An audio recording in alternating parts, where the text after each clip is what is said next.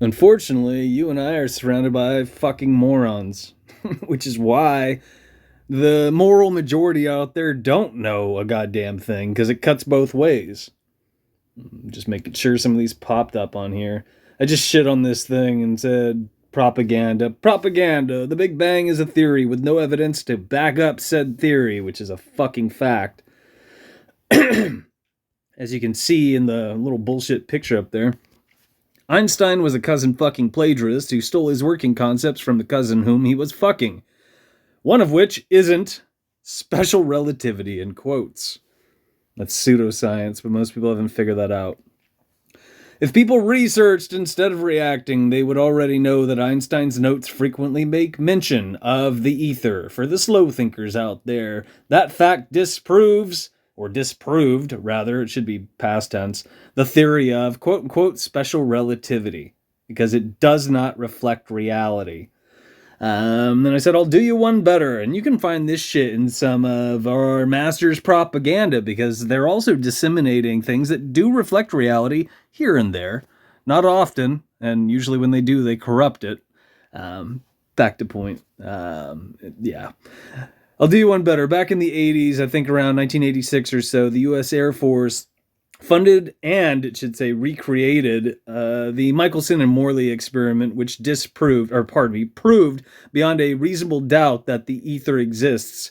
I think it was in a Nature magazine. I don't remember the number of the magazine or any other details offhand. I said, if you use the internet, you could probably figure it out. To paraphrase, it said something to the effect of, a field was detected. And then I said, quit misleading people because this shit's alive and well on the internet. 13,000. Do you see that, Jazz? And 4,000 people have seen this garbage. And it's Big Bang propaganda.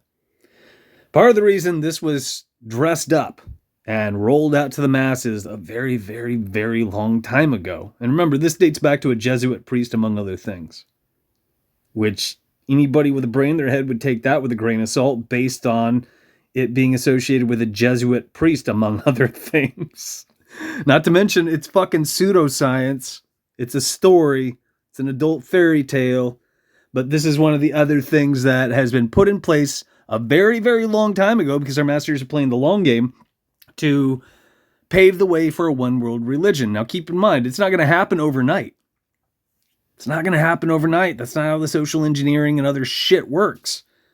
But people don't understand that because you're living in the now, right? All these superficial fucking twats out there fucking things up, not thinking for themselves, not questioning our masters, not questioning themselves, not challenging themselves, not challenging others. It's a problem. It's a fucking problem. The internet is a tool of propaganda. That's why it was handed to us in the first place. What you see today, if you're old enough to have experienced when the internet was rolled out, handed to the masses, it's being locked down. That's why there's patently fascist shit like censorship being shopped around, because that's what the internet was always intended to be. But you couldn't do that on day one, or no one would buy into it.